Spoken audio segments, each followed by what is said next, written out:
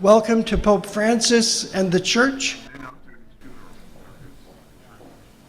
The conference that is taking place here under the auspices of the Center for Christian Engagement and St. Mark's College on the campus of University of British Columbia. We're so happy to have you here. My name is John Martins. I direct the Center for Christian Engagement. I want to welcome you here.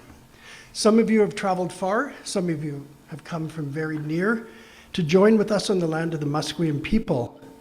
For the land in which we gather is a traditional, ancestral, and unceded territory of the Musqueam people. We're thankful for their welcome to us so that we can live, learn, study, and pray on their land. Soon I'll introduce you to Deborah Sparrow, a representative of the Musqueam people.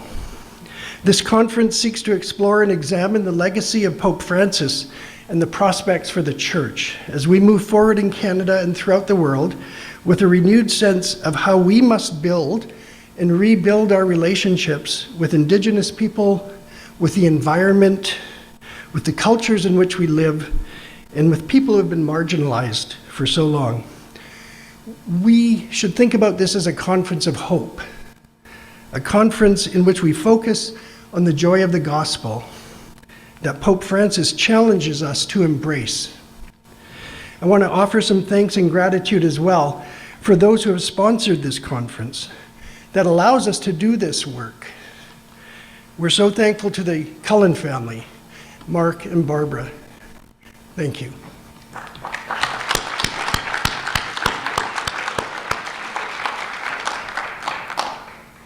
I want to thank our donors to the center, Peter Bull, Angus Reid, and Andy Zox, for allowing this work to take place as well. We're thankful to their commitment to the academic world and of the work of the Church in the world. We're also thankful to the Sisters of St. Anne and the Marie Anne Blondin Chair in Catholic Theology, Dr. Nick Olkovich, my colleague, for their generous support. We're thankful for the support of the Archdiocese of Vancouver and for our sponsors Novalis and America Media. These conferences don't take place without this kind of support. I want to now introduce you to Deborah Sparrow of the Musqueam people. Deborah Sparrow was born and raised on the Musqueam lands and is self-taught in Salish design and jewelry making, and her work can be seen in various museums and institutions. It's possible that more people saw her work though. For the Canadian men's hockey team, she designed the logo. For the 2010 Olympic hockey team, they did win the gold medal too, here in Vancouver. She also continues to work on pieces close to her heart at her home in Musqueam. It's Deborah's hope to educate others about the beauty and integrity of her people's history through her art. You might have even seen some of her work at the airport if you flew in, because her blankets are displayed at the Vancouver airport and here at UBC.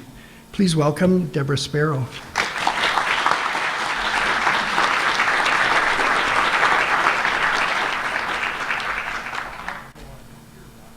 I really have to redo that resume sometime. 2010 was a while back. I've been really busy since then, doing and creating new visions of our people throughout the city. You may have seen also the Mural Fest that I work with. So we have murals that reflect what I do under the Granville Bridge and the Biltmore on Kingsway. The pillars down on Richards. So just spreading the beauty through the city, inviting people to just take a moment and really ask ourselves who we are in this time that we're living. So on behalf of my chief, Wayne Sparrow, who yes, shares the same last name as me, but as I've said many times, He's my younger brother, and I tell him everything he knows, that's why he's chief. Although he definitely disagrees. We do come from a long line of family of chiefs, of people who represent our villages as well as we can. We've had our chiefs go to residential school and come out, and my grandfather, who lived to 100, went to residential school in Kokolitsa, which is in Chilliwack, and I spent many hours with him talking about what it is to be Indigenous in Musqueam and listening to him tell the great stories of our land through oral traditions. And we do know today how very valuable oral traditions are. Because Jesus didn't write anything. He only merely spoke it.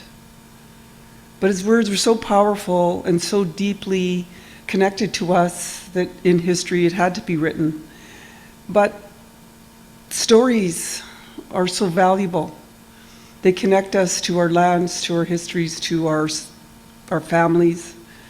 And so we as Indigenous people also have always passed our information through our families in an oral tradition. The blanket I'm wearing, which we revived 35 years ago now, and that might seem like a long time to some of you, 35 years being involved with the revival, and it's not a revival anymore, but being gone for 80 years, 85 years, never being seen or identified with. You would think maybe it was on the verge of the disappearance forever. But God had another plan for us. He lives within us even if we don't come to a church. Because he says, wherever there's 3 or more of you gathered in my name, shall I be there. And in many of our cultures, we have the name for God. Ours is Kels, means creator of all things. Creators of the trees and of the forests and of the seas and lands and of the universe, from which we still look up upon with amazement when we look at the stars and the moons.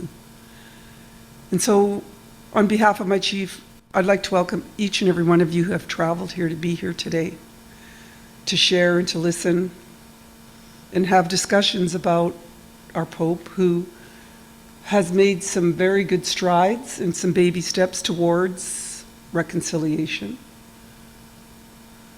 Are we still skeptical as a people? Yes, we are. We don't want to just hear words, we want to see actions. And how those actions will unfold are still being thought of. But we heard in the news last night that he has intentions of returning all of our belongings that were either gifted, taken, whichever way they were, back to where they are in Rome. This shall be a very interesting time, because not only for our own Indigenous people, but for all people around the world, and how we've come out of this very threatening time called COVID, and wondering what our existence is, wondering how we, if we did, learned anything from it. And I remember sitting at home for 2 years while this was going on, and sitting in front of my loom and never really feeling like I was in fear, because I had trust in the scientific community, but apparently today we don't. Now there's this big controversy about whether those vaccines had other intentions. And there'll always be that. But it is our faith that touches our souls. It's our faith that keeps us focused. And that's where I would go on the times that I felt the darkest, if that's a word I could use, is to my faith. And it may not be in the same way that I would have it had I been following my teachings. But each and every one of us as a people throughout the world have a different way of connecting with our Maker, with our understanding, with our connection to God. And I always feel safe when I know that I'm having a conversation, and that conversation might be delivered to me through my blankets, through the very textiles that each and every one of us have in our communities throughout the world. Heaven knows there's still a conversation around the material and the blanket that was wrapped around Jesus when he was first found after the resurrection. These are very important textiles because they're made by us as we connect to our communities and to our lands. And blankets are important to everyone. I know the Jewish people, when they're born, they receive their blanket, and they use it again when they're in their marriages.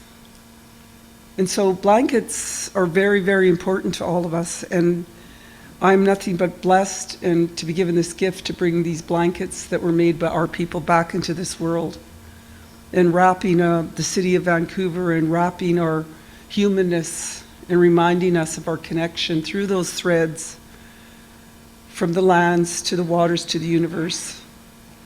And that's why I always feel so honored.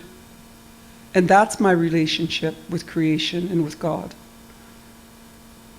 And it can only humble me more and more every time I'm asked to do something and make a new blanket for someone.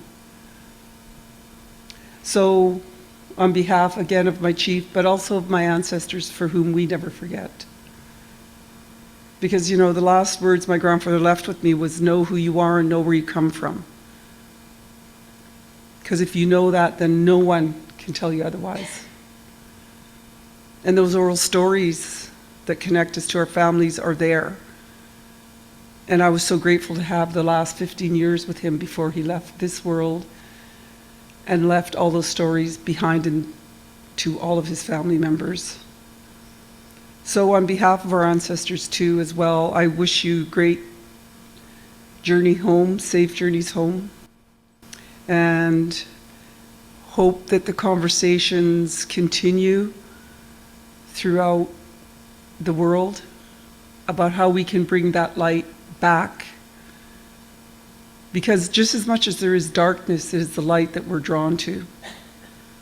And so I think if we keep our prayers going and the light that shines within us bright, we will be able to put the darkness back out and shine the light on all of us. Hajj Kasiyam. Thank you, everyone. Enjoy your evening. Thank you.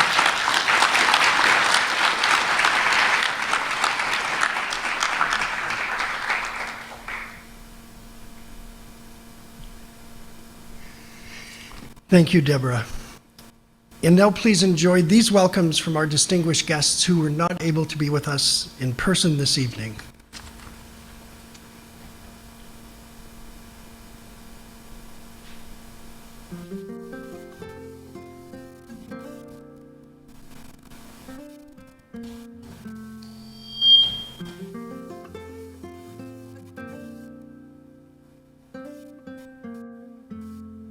It's a great pleasure for me to greet you this evening, and I sincerely regret not being able to be with you in person.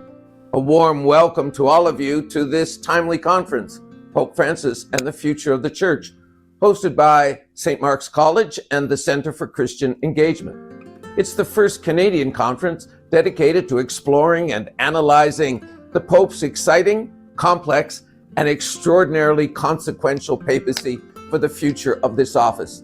It's providentially timed to coincide with the 10th anniversary of his pontificate.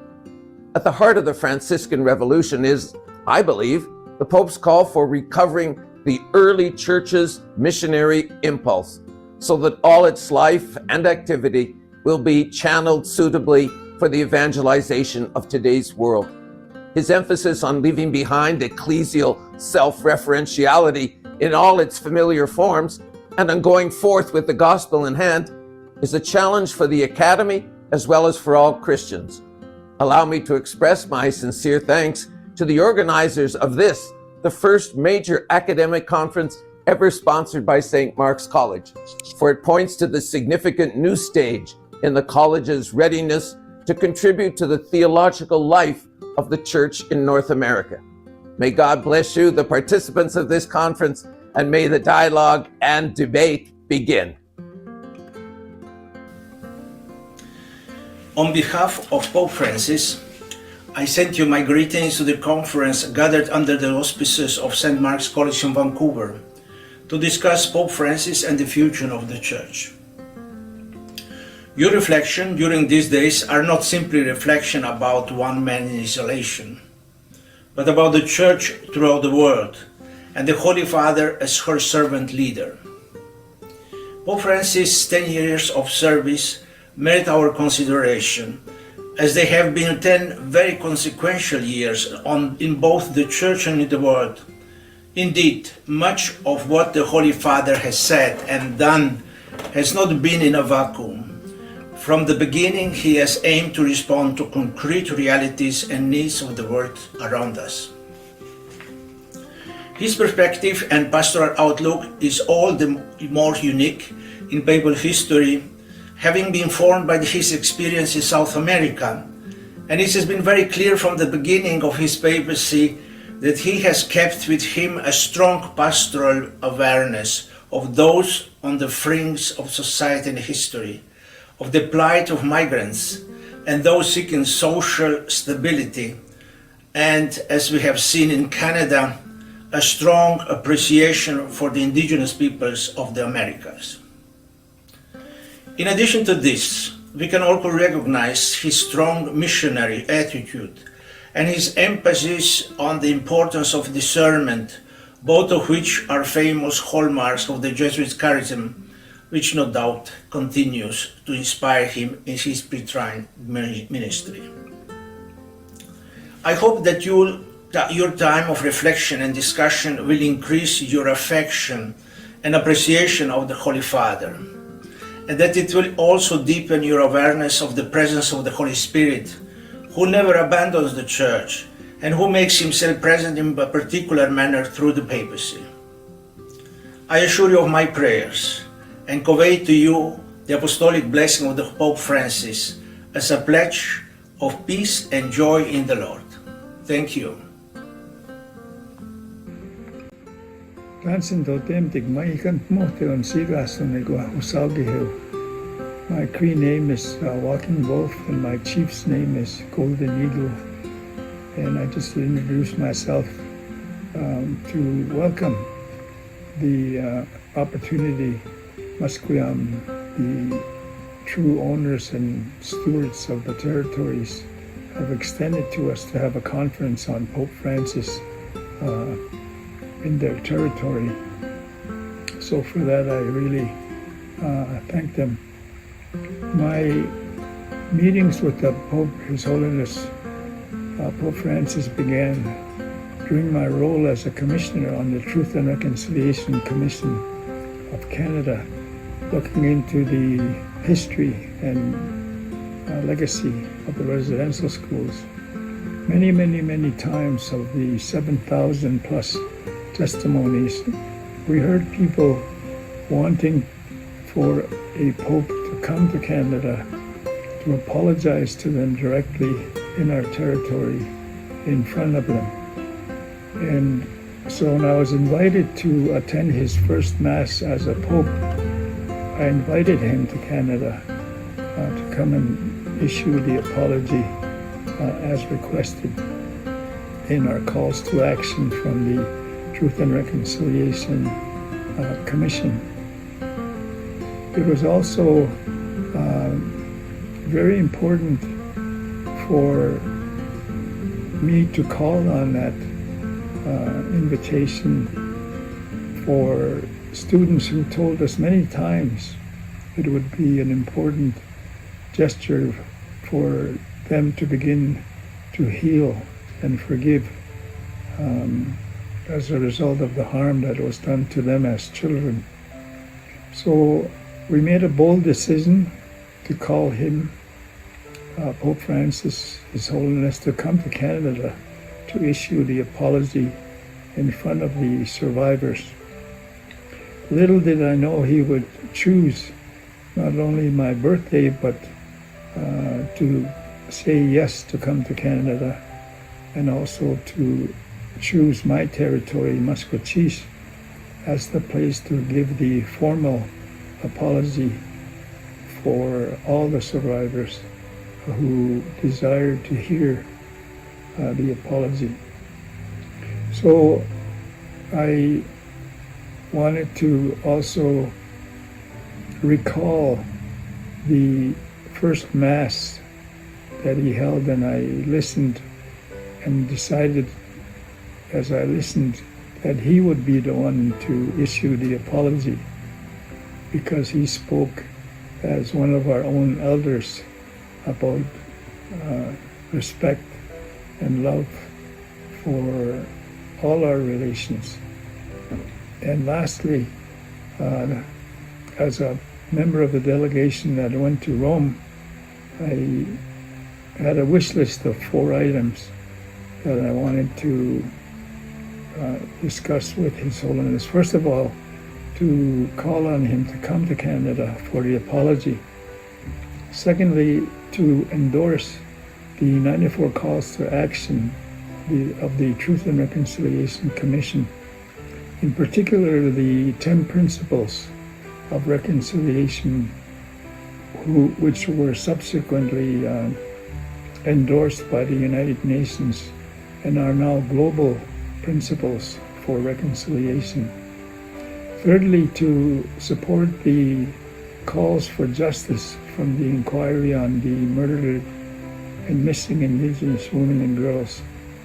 And lastly, knowing that he was an avid sports fan, we talked about sports and the role of sport in residential schools. So I was even more doubly blessed to be invited after he gave his apology here at Maskochis, to be invited to accompany him for the rest of his personal pilgrimage across Canada and to hear all of those desires that we had expressed being addressed.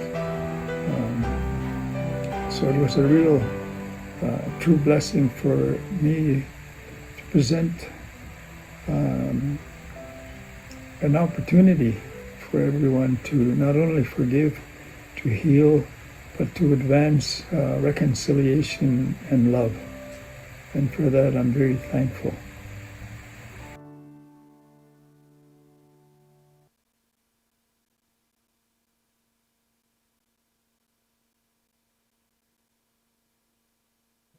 Dr. Jerry Turcott, principal of St. Mark's College and president of Corpus Christi College, to start us off.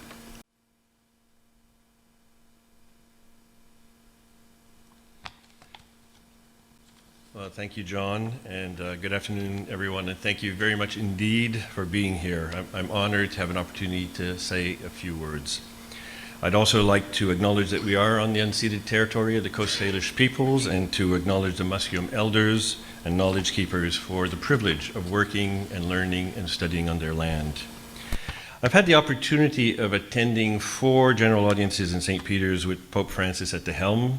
And on the very last visit, quite to my surprise, I was invited up to meet him. I don't know how many of you have rehearsed in your own minds what you might say if you met a hero of yours. I know that I did. What I can tell you, however, is that once I ascended the steps to his chair at St. Peter's in front of a few, well, let's say 5,000, 6,000, 7,000 people, and when I got a chance to smile at him and say a few words, I totally blanked. My hand was resting on his arm, and someone kindly leaned over and said, "You know you're not supposed to touch the Pope." That's about all I remember. I left with the rosary that he blessed, and the speech that I had prepared flowed beautifully in my head. What I can tell you is that, in my mind at least, I eloquently thanked the Holy Father for inspiring dialogue and encounter. I acknowledged the important work he had done to advance truth and reconciliation, to plead the cause of the poor, to celebrate the potential for synodality. I was brilliant, frankly, in my exposition of the gifts that he has brought to all faiths and people of no faith, a healer who puts those in need ahead of all else, and who made the case, as Jesus did so many years before, that there was no room for hypocrites in the temple. By your actions shall you be judged.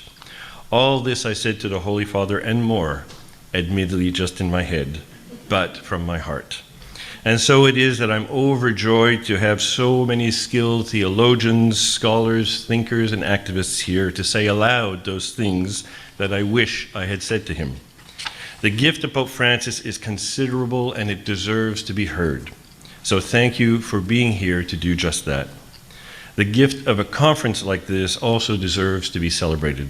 So let me say a quick but heartfelt thank you to the Center Director, Dr. John Martins, to the Pope Francis Conference Committee, to Nick Olkovich, Nick Meisel, Linda Robitaille, Paul Allen, Grace Green, Florence Alai-Chan, and all the amazing people from St. Mark's College who made this evening and the next few days possible. Thank you to our remarkable donors who made possible the Center for Christian Engagement. Thank you to Mark and Barbara Cullen for their generous support of this conference. And I want to say thank you to Felix Doherty, whose belief in and passion for the environment led us here to this day to be celebrating the inaugural Laudato Si lecture delivered by the renowned scholar Massimo Faggioli. There are many more people that I would like to thank by name, but for now, please accept my heartfelt thanks to all of you for being here. I thought I would say my thanks to all of you today out loud for a change, but know that we are honored to have you on our campus. Please spread the word about the amazing work that we do here, and thank you so much for joining us. God bless.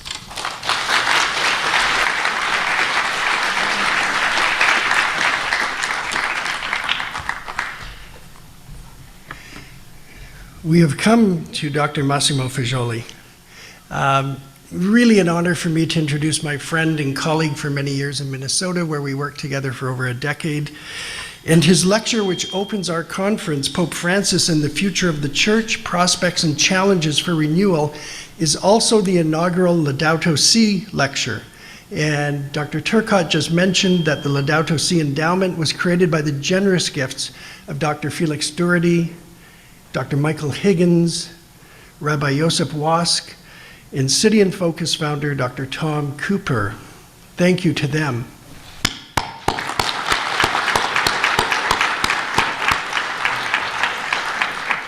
Massimo Faggioli's lecture tonight is timely. Laudato Si in a time of global disruption, Francis and politics. And I won't keep you long from it, but a few words of introduction must be offered about our distinguished guest from Villanova University by way of Minnesota, and certainly from Ferrara, Italy. Dr. Massimo Faggioli is a full professor in the Department of Theology and Religious Studies at Villanova University. He worked at the John 23rd Foundation for Religious Studies in Bologna between 1996 and 2008 and received his PhD from the University of Turin in 2002. He has written many, many books. He's written widely in popular magazines, LaCroix International. He writes for Commonweal and for the Italian magazine El Regno. He's a co-editor with Brian Frola of the new series Studies in Global Catholicism. Only his latest books, Catholicism and Citizenship, Political Cultures of the Church in the 21st Century, The Liminal Papacy of Pope Francis Moving Toward Global Catholicity, and Joe Biden and Catholicism in the United States. He's also co-editor of the Oxford Handbook of Vatican II with Dr. Catherine Clifford, who is also here with us, and our keynote speaker on Saturday. He lives in Philadelphia, but he travels the world. He is a theologian who sometimes sleeps. Please welcome Dr. Massimo Faggioli.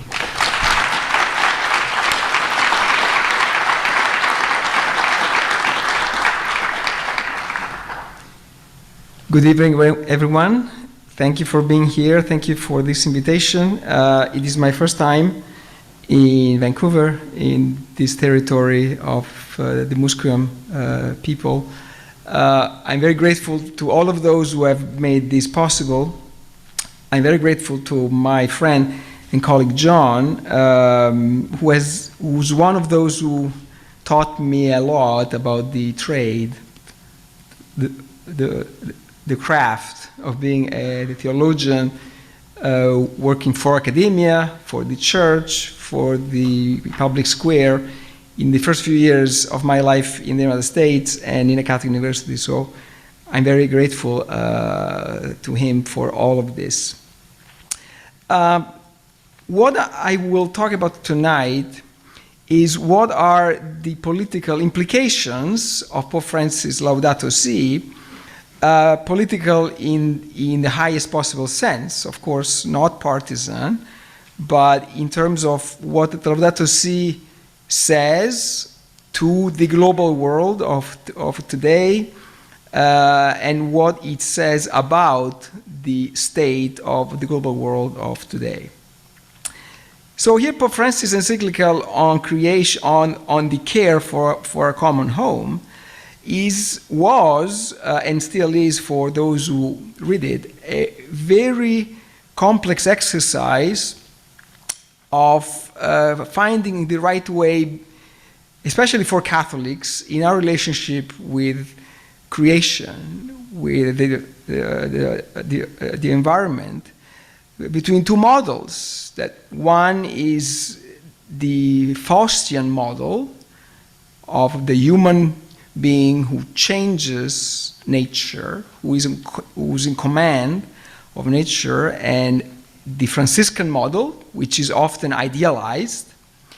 To use one of the founders of Roman Italian culture, Virgil's, is between the epic of the Aeneid, the human journey towards our home, and Virgil's Georgics, the connecting with nature. But Francis navigates this temptation of reconnecting with our creation, with our environment, in ways that are very particular, because sometimes our instinct to reconnect with a nature that we cannot recognize anymore sometimes, as it has been so disfigured, is very different from the way in which it's done often, meaning in an antisocial way, in solitude, in rejection of the companionship and of the community.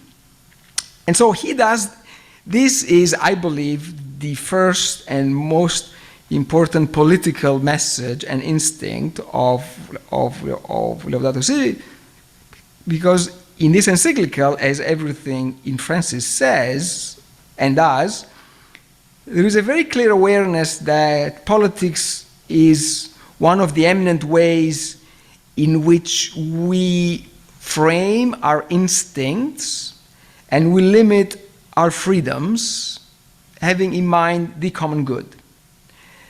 That's why this encyclical, Laudato Si, is not just about creation, care for creation, but it's about the poor and peace, and what creation has to say in connection with the issue of poverty and of peace. So here, Laudato Si is a work of theology, of moral theology. It's a very eminent act of the papal teaching of this last century, one of the highest, I think, which is about human relationship to God and to nature, but also to our fellow human beings. And in this sense, it is also a message to politics, to politicians, to all those who walk on this earth and are political actors, even if they don't have a right to vote, even if they cannot vote, even if they're not citizens. So here, there are some things on which Laudato Si is very clear about its political message in its language. It's very easy to search words in documents these days. The work of scholars has become easier on the one hand. On the other hand, we have an incredible amount of documents, and it's very difficult to choose which ones are important. But Laudato Si, despite all efforts to dismiss it, and that we have seen in these last 8 years, there are some things that are very clear. The noun politics is used 21 times, and the adjective political 29 times in that document. That was very clear for those who have read that document. Very clear has been also the political but also partisan reception of this document, especially in some countries of the Western Hemisphere where the political alignments of Catholics or of non-Catholics who have a stake, who have an interest in shaping the political opinion and behaviors of Catholics clearly have seen in Laudato Si a threat. This has been very clear, much more on this than on other documents that have triggered the anxiety of some Catholic leaders, like Amoris Laetitia on marriage and divorce. Laudato Si has triggered more reactions at some levels, visible and invisible, because it is more threatening of a certain order. It feels threatening exactly because it is a document that is framed, it is explicitly non-partisan, non-ideological, it's even non-confessional. This is an encyclical that is addressed to all people of goodwill. And this is very explicit in the opening of the encyclical, where Pope Francis connects with Pope John the 23rd last encyclical and spiritual testament, Pacem in Terris, which was published almost exactly 60 years ago in April 1963, and this is how at the beginning of Laudato Si, Pope Francis reconnects with Pacem in Terris, quote, "I wish to address every person living on this planet. In this encyclical, I would like to enter into dialogue with all people about our common home," end quote. It's not a document for Catholics only, not for green Catholics only, not for Catholics of a certain political alignment. It's an encyclical that feels threatening to some confessional Catholic ideologies about politics or about the economy or about the state, because there is a triad of actors in this document: God, the individual, and society and state together, which is interesting because, especially in the English-speaking world, in the North American world, and in the US specifically, one of the things that has been there in this last century, more or less, is pitting society against the state. Society is good and the state is bad. We don't have this in Laudato Si. It's one of those examples of how Pope Francis is challenging some of the deeply ingrained assumptions of what it means to think politically in a Catholic way, politically meaning thinking about the care of the common good. Our common home in Laudato Si is not connected to the biblical garden. It is much more connected to a social imagery that is linked to the environment and to society. Our common home is our society, which needs an environment, needs a creation, is not a romanticized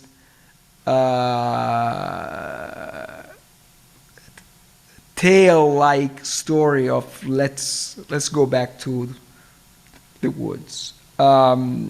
He talks about creation, but not in a spiritualistic, spiritualized way. It is political because it is very conscious that today talking about ecology means talking about the economy. If you're talking about the ecology without talking about the economy, I don't know if we should trust those who talk about this. So this is something that is typical, this comprehensive approach to the social issues, typical of the Catholic tradition.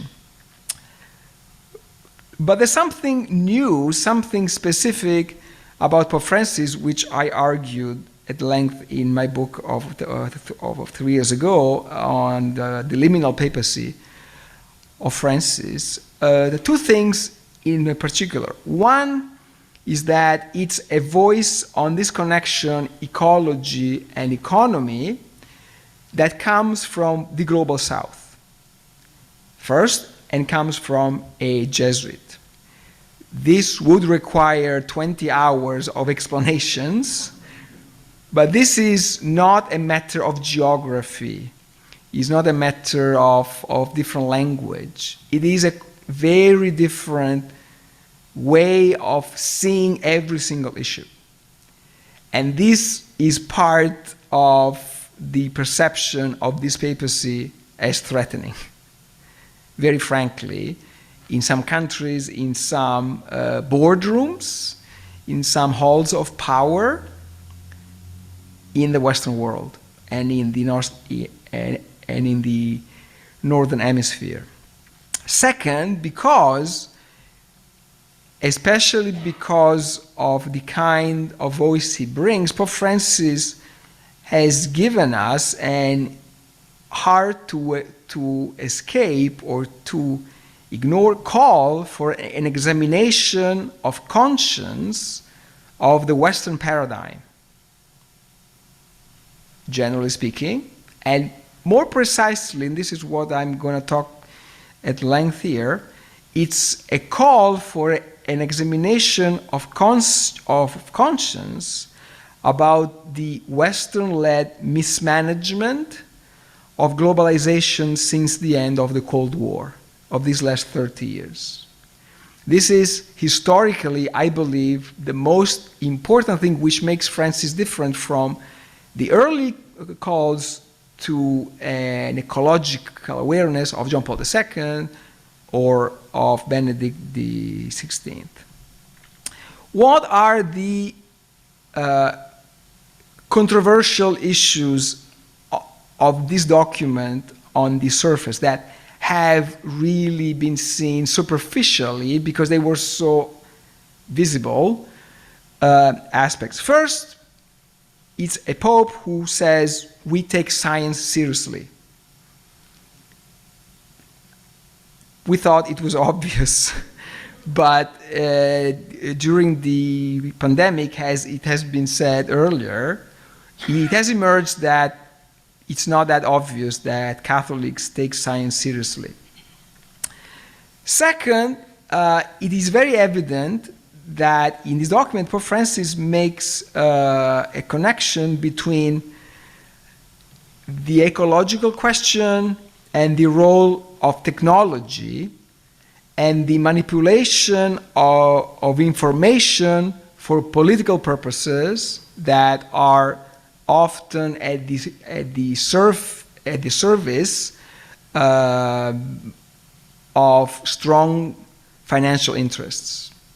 This is a very strong part of this document, which is not diplomatic at all. It's not cautious. It's not trying to make everyone happy. Third, it is a document that connects the ecological crisis with the poor.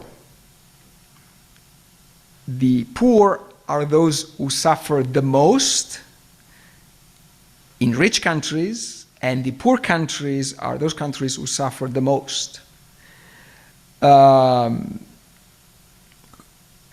short quote on paragraph 4, quote, both everyday experience and scientific research show that the gravest effects of all attacks on the environment are suffered by the poorest, end quote. You cannot finesse that. It's not something that can be hermeneutized or hermeneutered in ways that we see often, okay?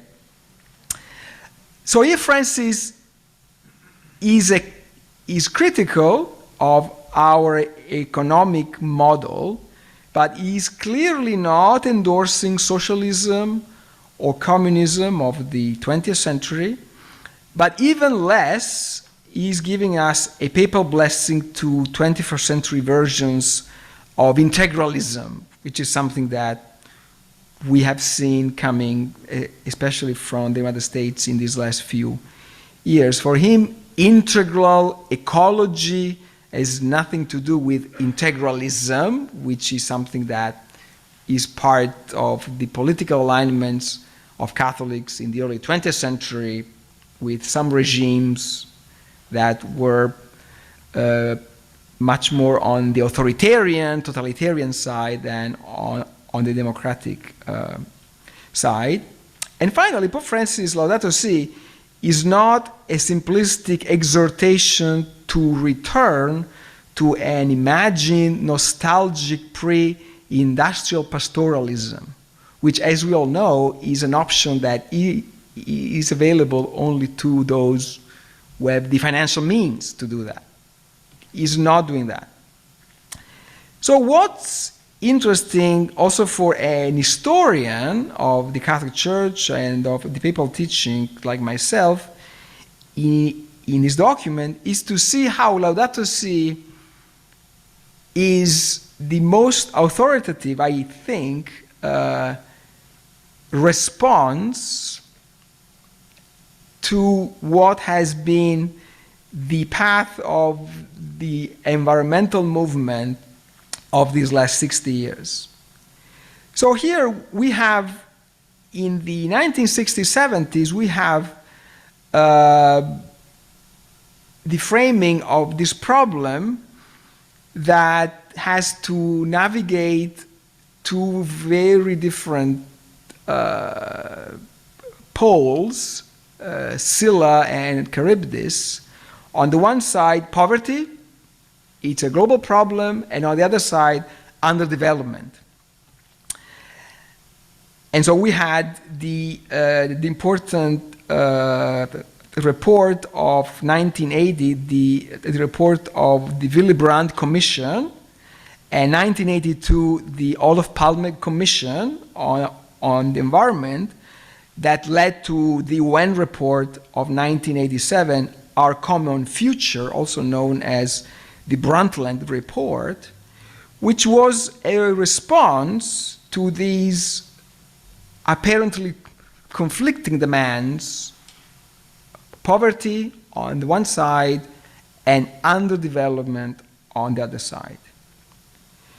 What happened, though, is that these reports largely ignored the spiritual values that animate an environmental movement that is at the heart of a Christian, religious, Catholic environmental movement.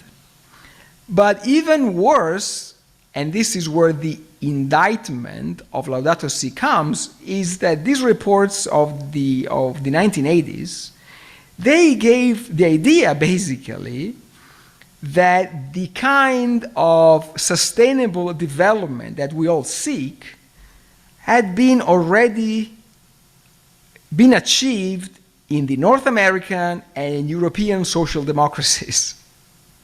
If we follow the European North American model, we will solve poverty and underdevelopment and the ecological problem. This is something to which Catholicism and papal teaching responded early. So the most important document of John Paul II is the message for the celebration of the World Day of Peace of January 1st, 1990, known as the Ecological Crisis Movement.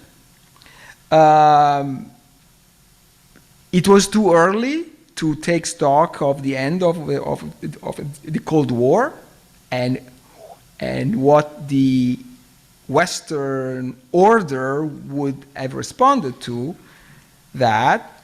And something similar can be said also for the encyclical of Pope Benedict of 2005 and 2009, even though in the Pope Benedict's encyclical there is an acknowledgement that is subtle and implicit of what had happened in the 1990s in the changes in the globalized economy. The foundation of a more, stronger union in the European Union of 1993, NAFTA 1994, the World Trade Organization in 1995, the Eurozone in 1999, and China's admission to the WTO in 2001. So papal teaching was following this.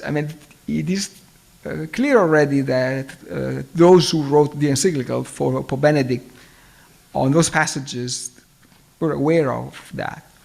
Pope Francis' encyclical Laudato Si, I believe, is a step forward and of a different order, different nature, because it's an encyclical that at the same time coming from a church leader of the south of the world and coming a few years later is fully conscious of the consequences of our phase of disruption, of globalization, of our global economic order, of the uncertainties about the future of globalization and what it means for those who are worried about the future of this planet.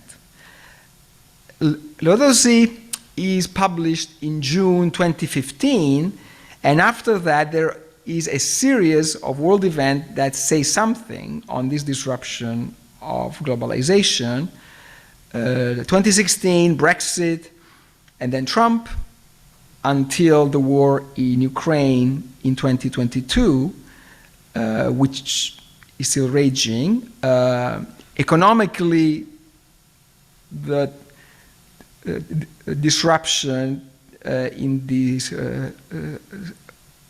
supply chain, the pandemic, the fact that the pandemic has reshaped what we expect of the state, of government, and of the economy, and our churches, religions responded to that. And so this is something that I believe was in the water in which Laudato Si was conceived, and certainly it is part of the context in which Laudato Si has been received or not received. More fundamentally, Laudato Si, in this crisis of our global order, says very honest things and worthy things on one simple fact that we're still struggling with, is that the ecological question, ecology, lies largely or totally outside the structures of local democracy and even of the nation state. It raises questions of ownership, of property, of agency, of sovereignty, of national security, of global security, that it is hard to find in other moral documents, because as you know, every budget is a moral document, but it is very hard to find this with a non-partisan goal.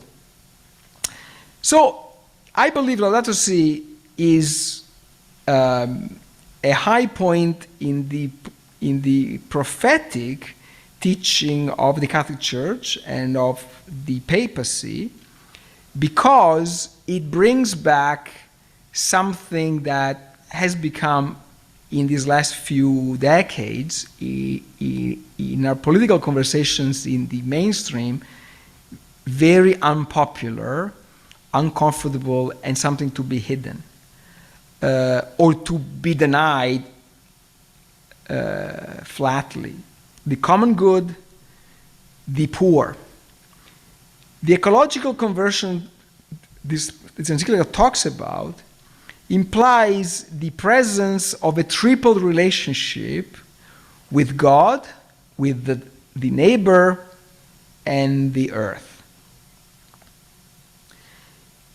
It's a very important document because it's one of those instances when Pope Francis is very clear on the fact that the Church, being faced with this very complex problem, has to be in conversation, in dialogue with scientists, with economists, with social organizers, with politicians. It is one of the examples of the end of what has been called the temptation of the self-referentiality of the Church teaching.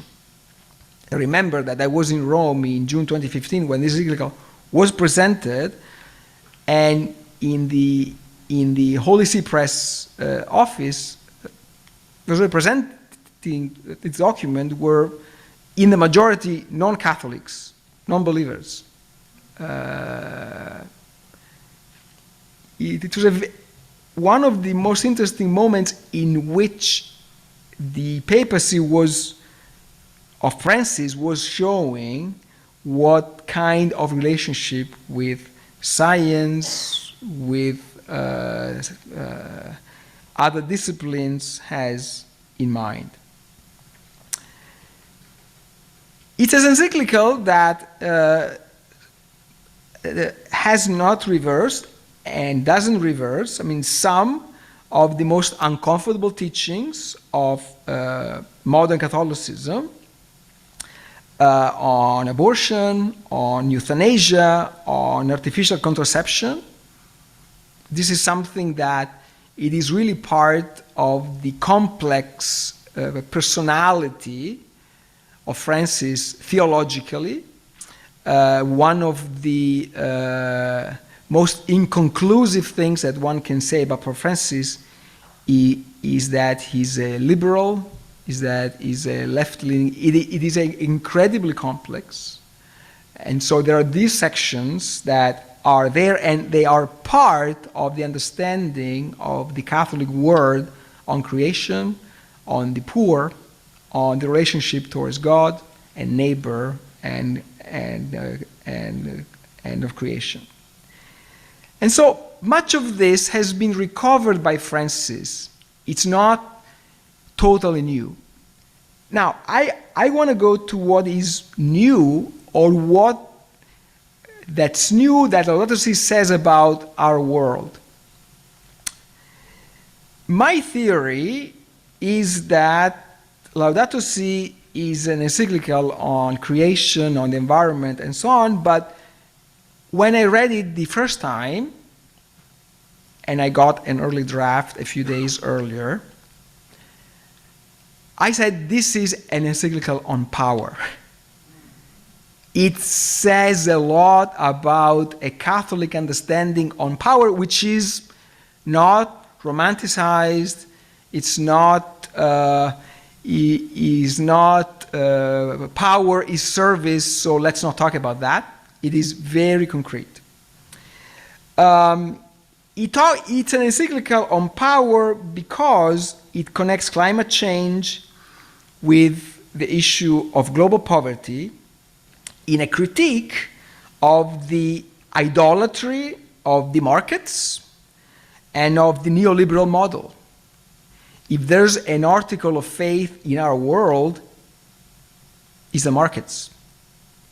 If there is one article of faith, and if there is a priesthood that everyone recognizes, is the priesthood of those who can interpret for us what the markets are saying this day, this hour, before the bell rings, and so on. This is very much in this encyclical. This encyclical confronts and challenges a certain kind of capitalistic model which is now globalized, and it's based on a certain concept of the role of the law and of government. One of the interesting things for me, an Italian who came to the United States in 2008 at the age of 37 and was formed and trained in Europe, is how much this encyclical unveils the gap, the distance, or I should say maybe the hypocrisy that there is between a 17th, 18th century abstract idea of rights that is disconnected completely from social justice, and what other constitutions have come up with in this last century in terms of what it means to be a citizen, or even if you're not a citizen, what it means to be a human person. This encyclical is very much on the side of the constitutions of these last 70 years, more or less, which have social justice at the center, not an idealized concept, we're all created equal. And then we know what happened after saying that, right? So this is very, very clear to me in reading this encyclical. It's an encyclical that talks about, very clearly, and I quote, about differentiated responsibilities, end quote, for social and environmental justice when it's about who has to change modes of production, modes of consumerism, modes of allocation of resources, of behavior, collective and individual. All industrialized nations and developing nations, they all share in responsibility for the realities that we face. But not all nations' obligations are the same. This encyclical is very clear about that. And it's not all nations are equal, to echo the constitutional language. It says there are differentiated responsibilities. Laudato Si doesn't name particular nations that need to come to the table, but it's not very hard to read between those lines. It is very clear. And this is much more clearly in Laudato Si, but it's not the first time. In 2009, Benedict XVI, in Caritas in Veritate, he talked about the moral consequences of what was called the super development, the super economic development that brings often to a moral underdevelopment. 2009. But of course, coming from Pope Francis, that has been labeled as communist or anti-American and so on. But this is not new. This encyclical is very important for all those who want to understand our world, because it says something indirectly, implicitly, about the dangers of the idolatry of the markets, not just for our environment, but also for our ecology of democracy, our ecology of our living together. It says something, I believe, in a way that is cautious but unmistakable about this paradoxical relationship that there is between the ideology of libertarianism, which leads ultimately to authoritarianism, worshipping a more individual freedom, disconnected from social obligations, will lead us ultimately to a world where all kinds of freedoms will be constrained, and not for the common good, but for something that's very different.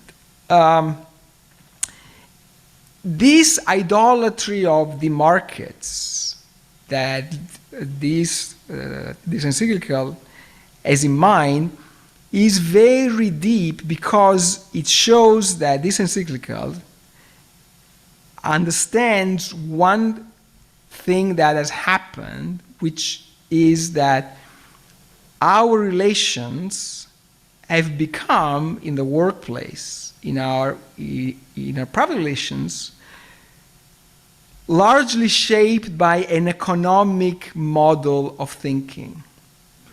Our relations have become largely contractualized. The divinization of the markets, which is destroying our planet,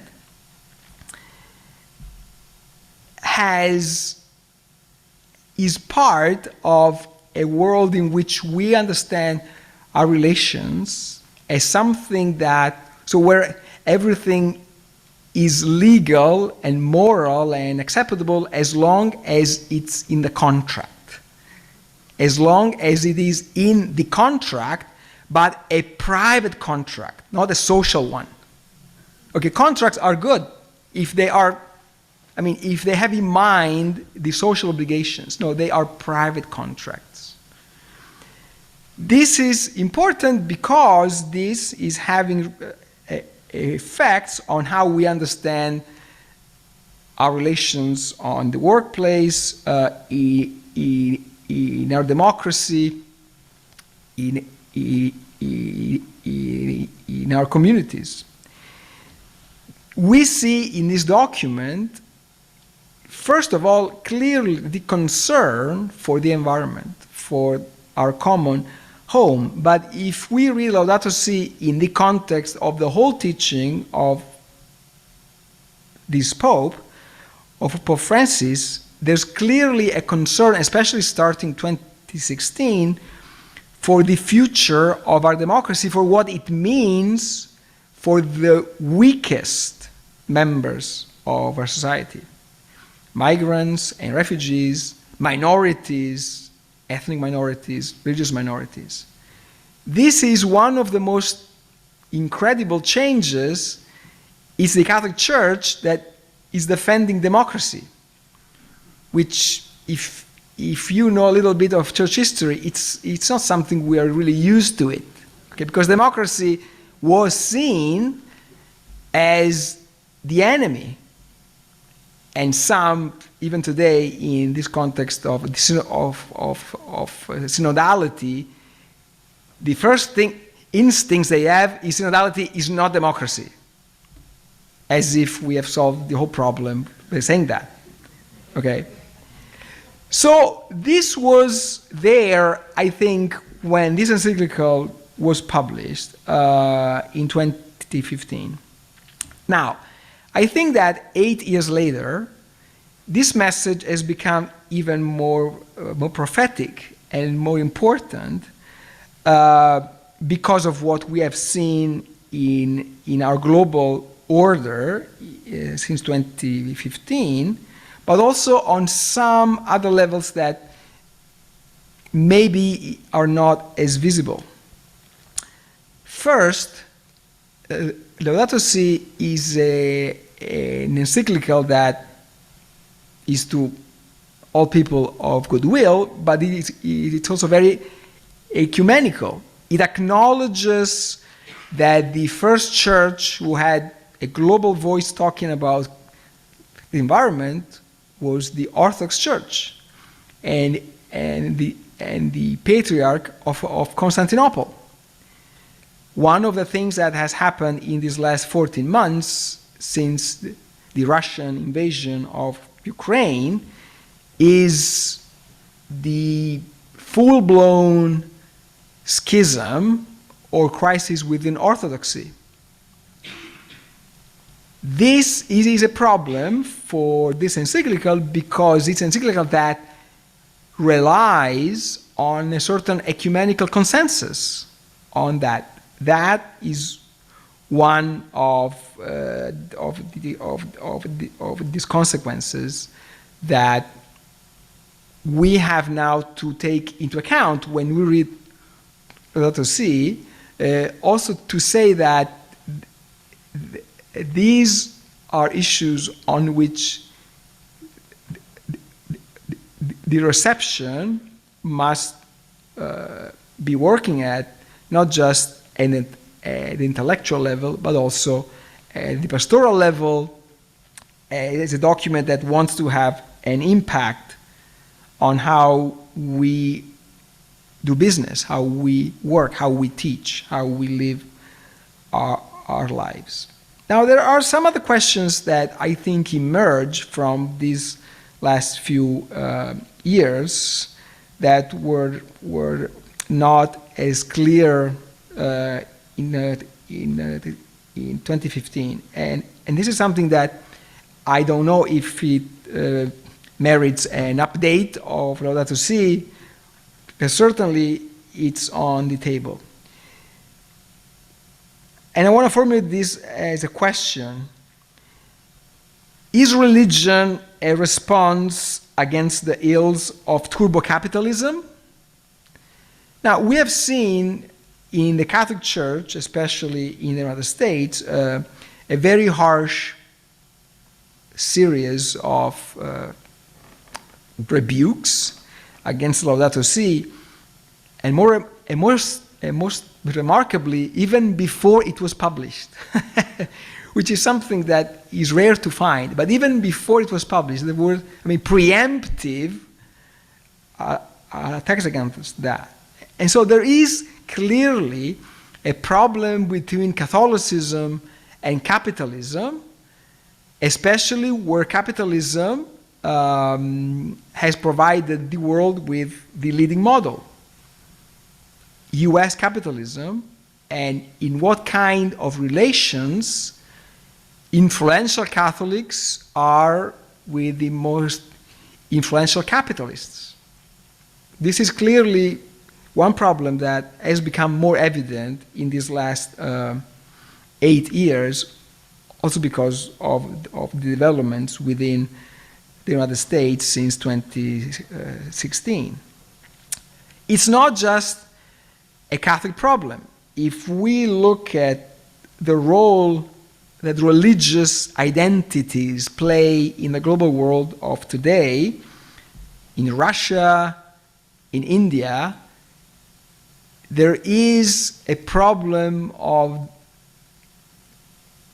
great religious identities and of communities that are part of majoritarian systems in thinking themselves as part of the one human family.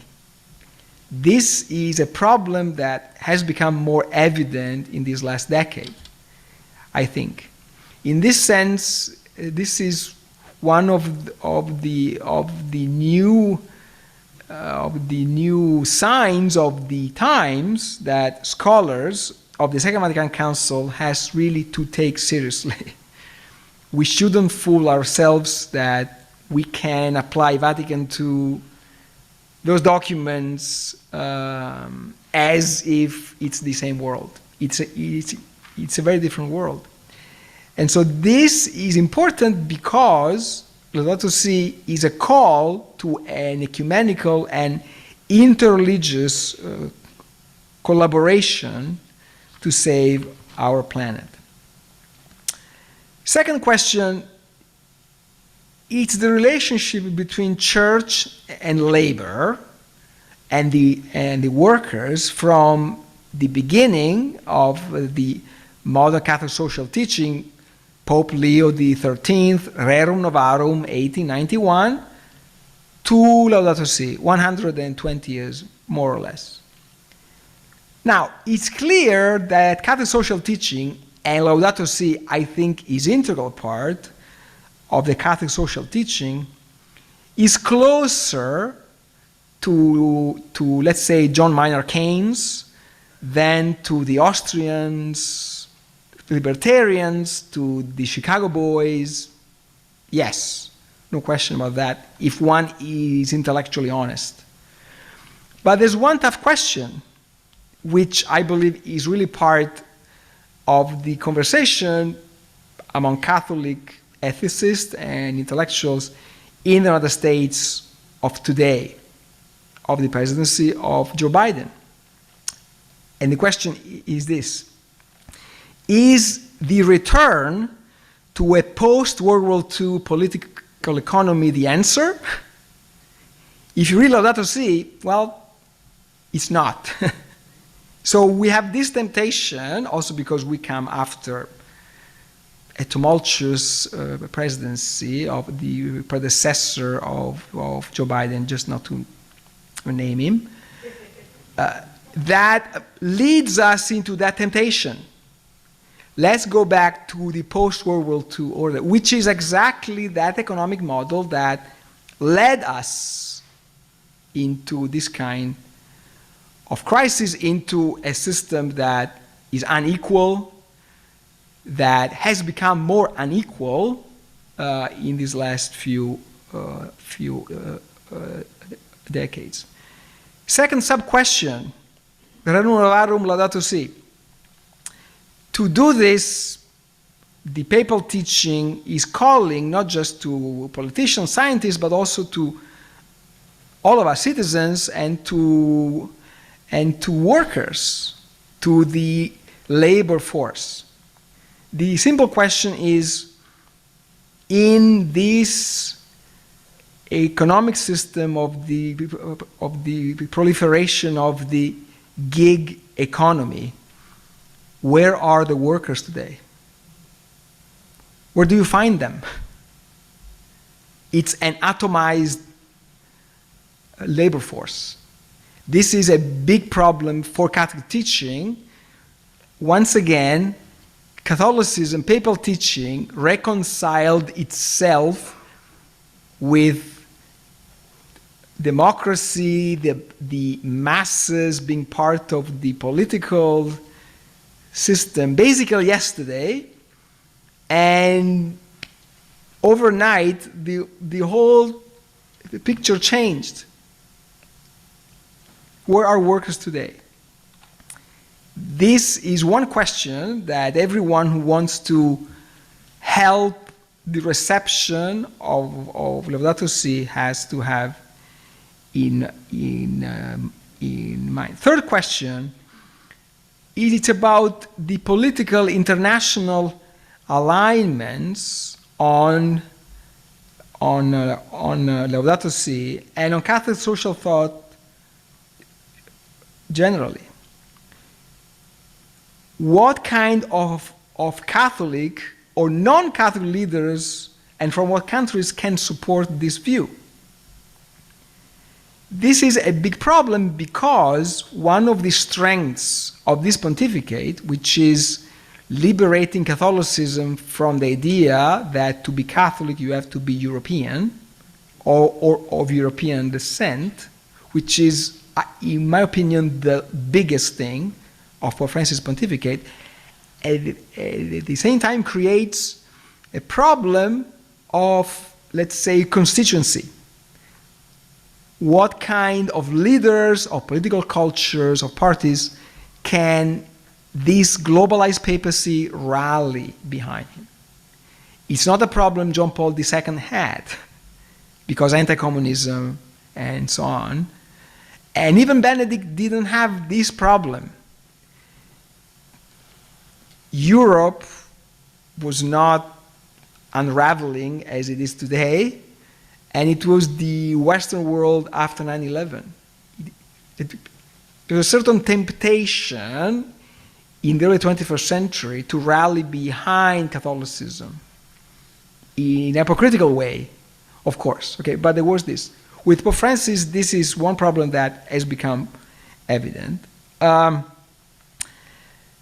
so the final question is, how can we help have a Laudato Si vision for those who are in the public square, who are teachers, who are responsible leaders at every in every level.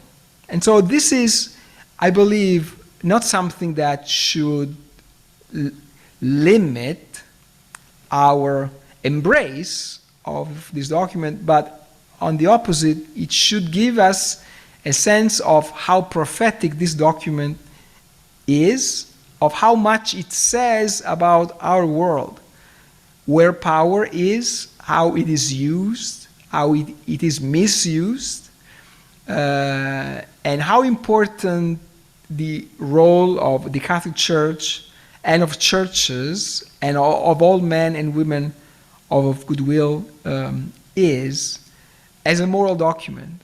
I believe Laudato Si will go down in history as one of the most insightful readings of the signs of our times.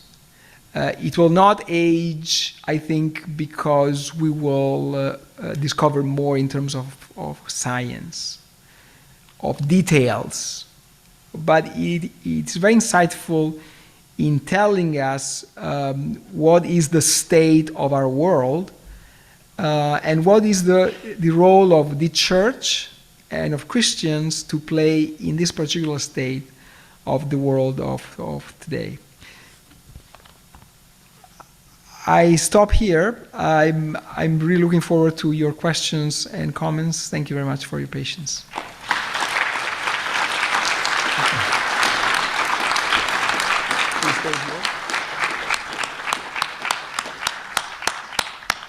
Oh, Massimo, thank you. A rousing start to the Laudato Si Endowment Series lectures and a really global perspective on this document. Two conditions for questions. I think they're both reasonable.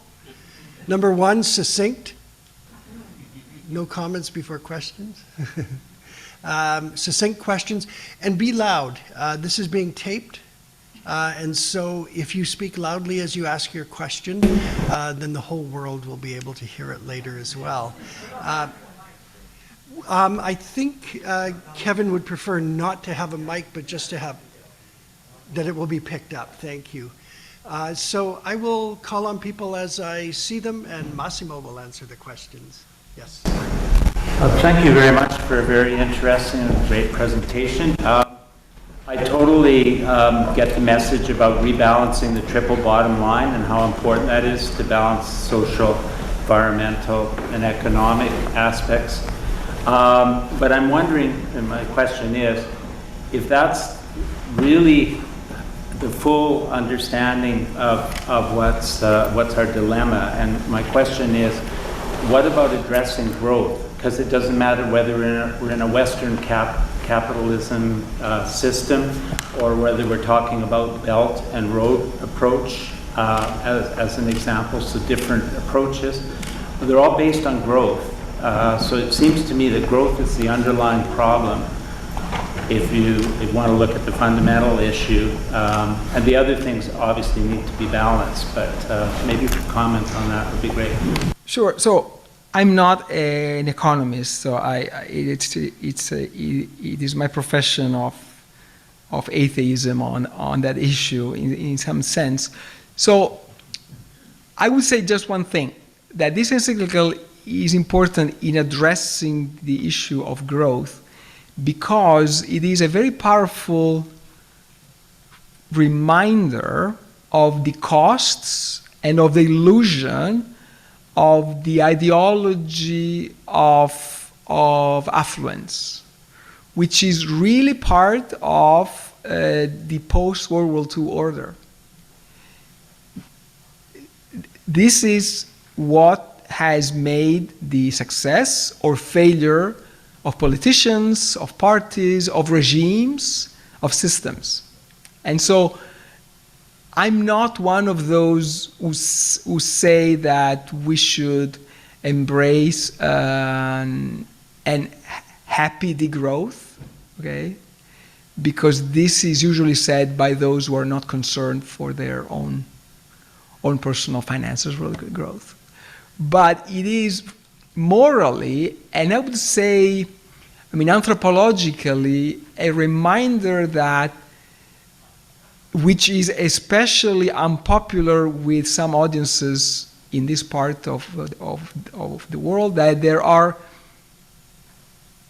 simply limits to how much we can grow, how much we can produce, how much we can extract. This has become the most unpopular things to say. And not just if you are a politician, but also as an educator, as a teacher. One of the most usual things that you say, you can be whatever you want. Limitless possibilities. There's always someone paying the costs for that.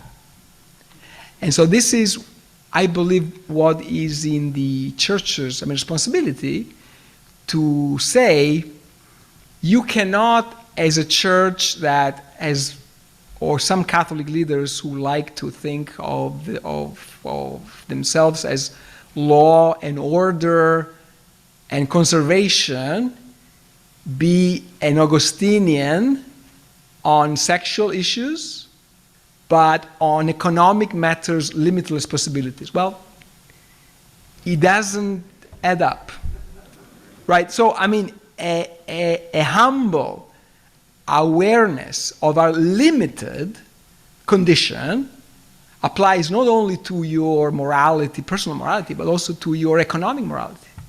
And this is something that has become culturally incredibly difficult to sell. One of the good things of the Catholic Church is that the Pope cannot run for re-election.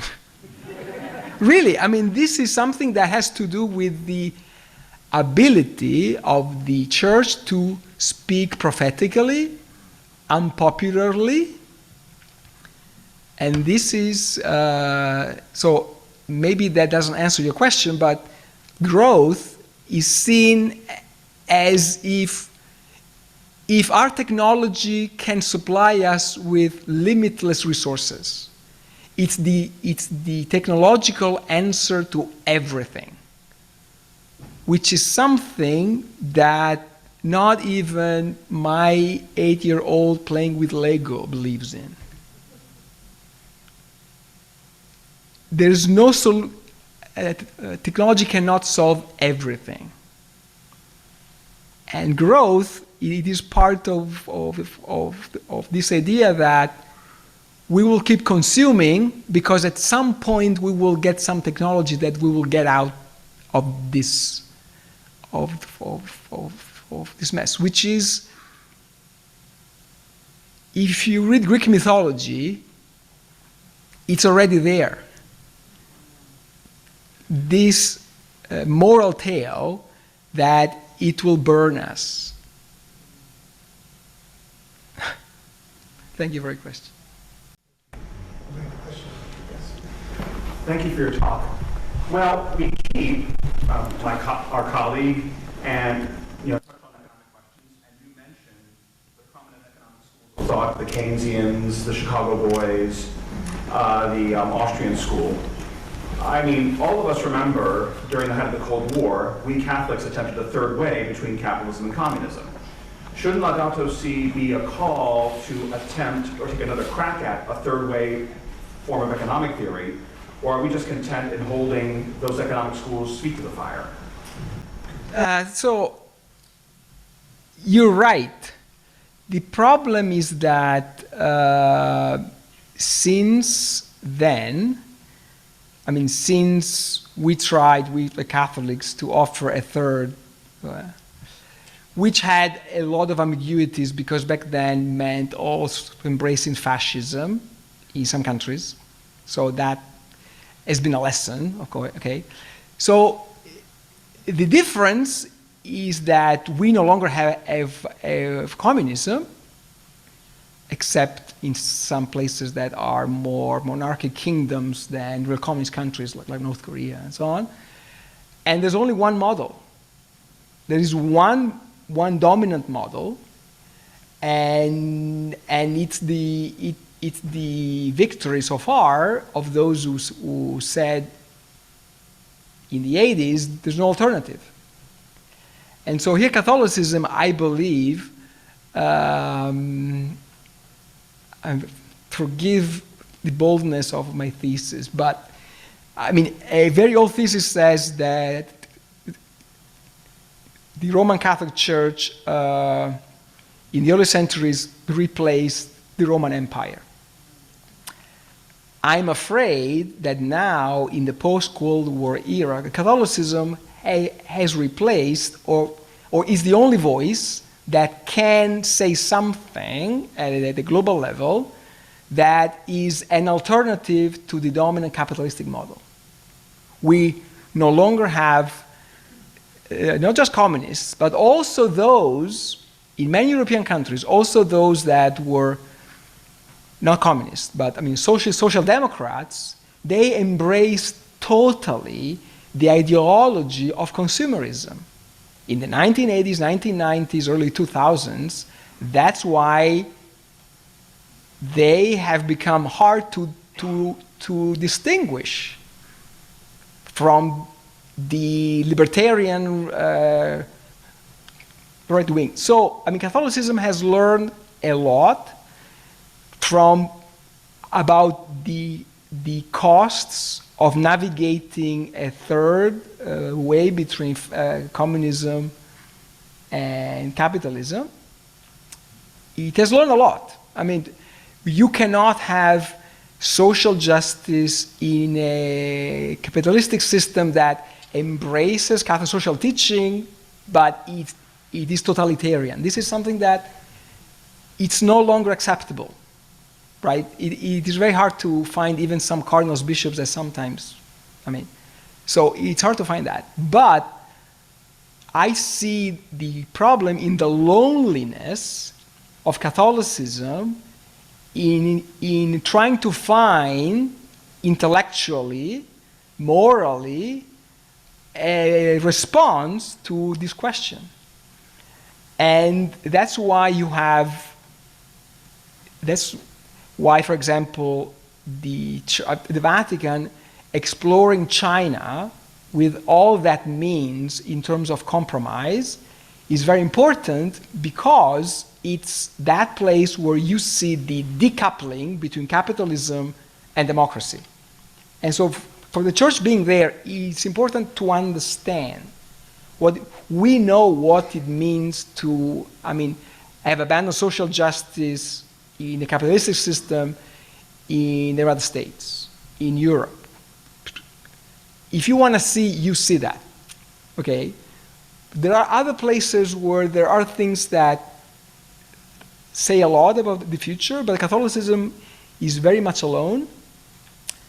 And famously, I mean, both John Paul II in 1991 and Pope Benedict, in a very remarkable way, they kind of said something like, I mean, I'm paraphrasing, they said something like, we're going to miss communism, in the sense of this moral call that was asking us urgently to think about the social justice question. John Paul II and Pope Benedict, unlikely to be seen as lenient with communists, okay, but they had very clear this collapse of an interlocutor.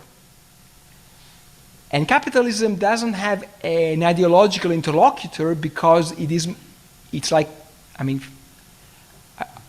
again, forgive me, but it's more like a virus than like, it's very adaptable. It's incredibly adaptable.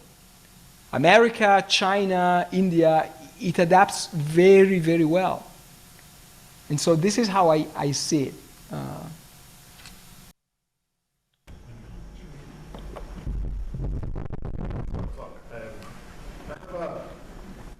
I have a question regarding your approach to capitalism in general. I agree with mostly all of what you have said in terms of theological understanding of Laudato Si. I disagree with some of the things you have done or have mentioned regarding your interpretation of the socio-economic processes for the last 30 or 40 years or more, right? But I mean, let me just give an example, because I come from South America, I'm Peruvian, right? So from the global South is not as global as it sounds in the first place, because we are very different countries. And Africa and Latin America are different places as well and so forth. But going to my point, my experience serving poor communities in my home country, Peru, showed me that fair market economy is what the poor people wanted. It was because free market economy, ergo capitalism, that they were able to leave poverty. Because the poor don't want to be poor, they want to be middle class, in our terms, here, right? So I was wondering if this experience of mine in some way nuances your last considerations about capitalism, right? Because on the one hand, capitalism is an ambiguous reality, but on the other hand, private property plus free market economy creates wealth, creates jobs for people. So I am afraid that when we speak of capitalism, we only mean corporate capitalism, and that is not the only phase of capitalism. So there's a moral dilemma even in what I'm saying, right? Because here what we're talking about is how would third world countries could develop if there's no free market economy. Sure. I really thank you for this question that allows me to clarify. So I stand completely by what Catholic social teaching says on private property, which is integral part of the Catholic understanding of the human person. Like, private property allows you to be what you are, what you want to develop, your skills. So I'm not advocating for the abolition of private property. I'm not advocating for the abolition of capitalism. What I think Laudato Si criticizes, and Catholic social teaching criticizes consistently, is a capitalistic model that has bought any kind of regulation, most of it. So I think that the problem is not capitalism or the free market, in my opinion, is capitalism unregulated. And we see more and more of that. Do we really want to have water being privatized? One example. Okay, so as a Catholic and as a person who has seen communism close by, because Italy was at the border with Eastern Europe, and I traveled to Eastern Europe a few weeks before the fall of the Berlin Wall. It's not a world where I would live, and I would not go back to that. But what we have seen is, I think, in some countries more than others, the systematic and I have to say successful effort to have legislators who respond not to citizens or to those who live in a certain country, but to those who have strong financial interests. That is a problem. So everywhere, in every different country, this has developed in different ways, but I don't think Pope Francis, I'm sure Pope Francis never said we should abolish private property. This is something that it was not just a reaction against communism in the 19th century. It is already in the first canon lawyers of the 11th century, 12th century, they were questioning, is it moral to have private property? Yes. They concluded yes. So I believe there is a Catholic way to challenge the distortions of the market economy. The Catholic Church has a strong argument in in defense of the poor, but not to keep them poor, right? So I agree with you, but it's important because it is part of a certain, romance, a naive romance, that we should just get rid of capital and of Wall Street and everything will be fine. I don't share this naivete. I believe that there are some economic realities that should be present to those who talk about these things. So I appreciate your question. Thank you for your talk. I don't think it's too surprising that I generally agree ideologically with your reading of Laudato Si. One of the great impacts of that particular encyclical is it's the only text that I'm aware of, at least, that I know finds its way into the classrooms of UBC here by colleagues of mine who would not be here today and perhaps and so the influence of Laudato Si, I think, is non-confessional, as you said. Recognizing that, though, I do have a question about one of the critiques of Laudato Si that I think is a bit more representative of perhaps those who are reading it outside of these particular concerns, and I thought it would just be interesting to represent it. It's not my question, I suppose, but I think it's a question that I've heard enough times that I think it's worth hearing your response to it. So in Laudato Si, Francis presents this idea of integral ecology, which is neither a biocentric nor an anthropocentric approach. And some of the critics of Francis there essentially say that while integral ecology is neither biocentric nor anthropocentric, it remains still deeply anthropomorphic. And to that extent, the question on growth is sort of growth for whom? Their claim is that ultimately the problem is not with growth as growth, but growth for humans at the expense of non-humans and so on and so forth.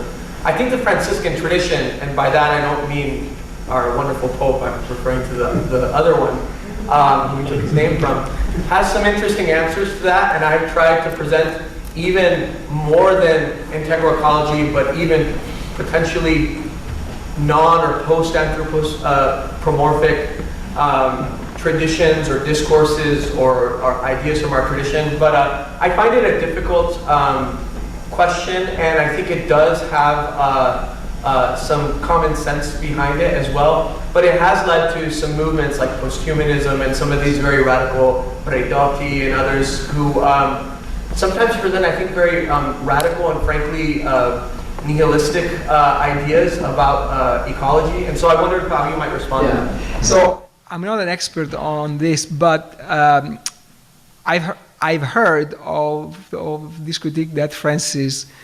leans towards the stewardship model. Now, this is important because it raises the anthropological question.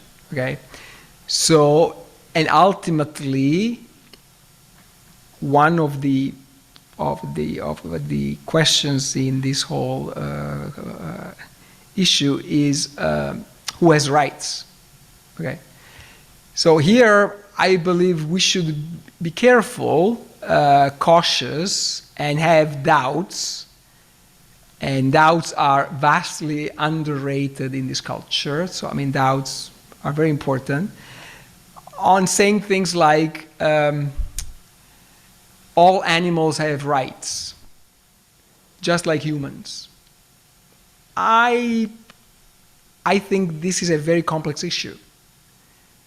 And I'm not ready here to say the stewardship model is safe because it leads to a dominionist, it can lead to a dominionist way of thinking about the environment. But on the other hand, I'm a little concerned that equalizing completely the role of humans that were created in the image of God, Imago Dei, together with all other creatures, might lead us into places where we cannot really argue for the defense of the environment anymore. I mean, I'm a big fan, as a person who doesn't sleep much, of Werner Herzog, right? This German filmmaker and so on, who has a view of nature which is very interesting, okay? The force of nature, I think it's incompatible with the Christian view of creation and of the human being, because it is a magma of forces without any moral goal. I find it fascinating from a cultural point of view, from a visual point of view. I don't know how much that can be incorporated in this. So I think we should think very carefully about that. There is, I believe, a stewardship model that can be safe and be isolated from dominionism without going into all animals have rights, and that would, I believe, paralyze us in the end. So there is a moral use, a moral relationship with animals, no question about that. I mean, they suffer, they have, okay. But equalizing totally, I have a lot of questions about that. So we have time for one more question. I think I saw your hand first. Sure. Thank you. I appreciate the Werner Herzog reference. I just watched Grizzly Man recently, so it's on my mind. So thank you for a great talk. I guess my question is around if you could maybe comment a bit on some of the anti-technocratic elements of Pope Francis's thoughts. I was thinking about that in the kind of tension you're articulating, a distinction between integralism and integral ecology. And integralism is very technocratic. I mean, exemplified in Cass Sunstein and Adrian Vermeulen teaming up. But I mean, it's unsurprising that they want to manipulate social psychology because it's a very authoritarian movement. Whereas integral ecology seems to me to be very anti-technocratic. And this kind of comes to my mind in terms of reading Carita Amazonia, where there's this idea of respecting the poetry of peoples, that kind of engaging the Amazon region is not about imposing a development program, Pope Francis says, but rather listening to the poetry of people, listening to indigenous peoples as agents of their own history. This is all very kind of anti-technocratic. It's also anti-Keynesian, I'd argue. I'd argue Keynesianism is really a form of technocracy. There's a great book, In the Long Run We're All Dead, by Jeff Mann, that articulates this really beautifully. But I'm just curious if you could comment a bit more about the sense in which Pope Francis' thoughts are anti-technocratic and how that kind of comes out of this integral ecology. So Pope Francis is anti-technocratic on different levels. The first one, I would say, at the level of skin, okay, because Pope Francis is a radical anti-elitist. He cannot stand the elites, academics, us included, but I mean, so he's very, very, he doesn't trust the elites. And technocrats are the elites of our age, of our time.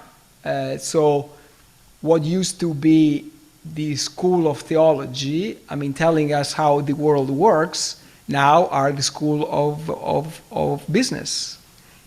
It's a much stronger kind of priesthood in the school of business, by the way. So this is a technocracy as he sees it, but it is fundamentally, I believe, a moral discourse, and if you know a little bit about what happens in schools today, universities today, is this almost innate temptation that you should think only what can be counted, what has value in terms of exchange, okay? What Werner Herzog calls the truth of the accountants, right? So this extremely impoverished idea, not just of creation, but of the human person, of our relationships, that there is, there's something that cannot be measured, cannot be given a monetary value, I believe this is anthropologically very, very deep in Catholicism. And of course, the technocracy is one of the engines of our world much more than before, because when Catholicism was starting to elaborate Catholic social teaching in the 19th century, back then, science and technology, they were really part of a bourgeois world. And the bourgeoisie in the 19th century tried to be on good terms, or at least in a negotiating truce with the church and with religion. Today, we have left behind completely bourgeois capitalism. We are in a globalized economy that is post-bourgeois. How many robber barons of today, they build libraries or schools? And what do they invest on? On something else.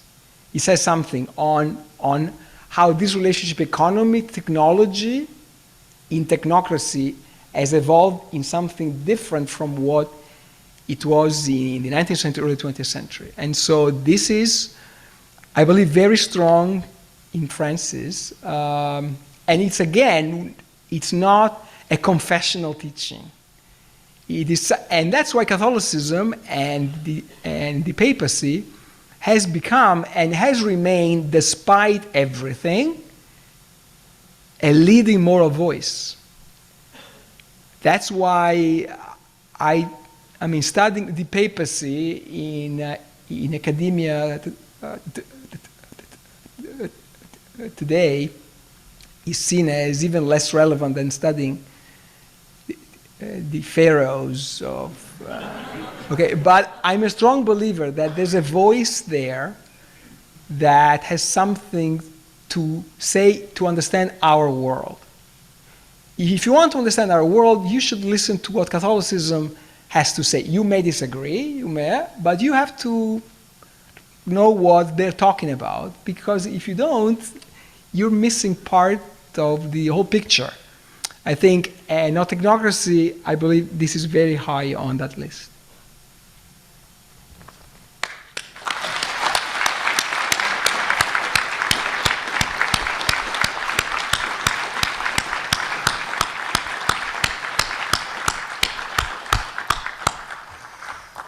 You should think about doing this for a living. You're good. What a wonderful way to start our conference. Thank you. To have us think about creation, about our relationship to creation, to God, to our neighbor, to get us to the heart of the gospel, as I think Laudato Si does. It's really wonderful. I want to thank Massimo for coming as well, because he needs to leave early tomorrow because it's his son's first communion on Saturday. Thank you for taking time.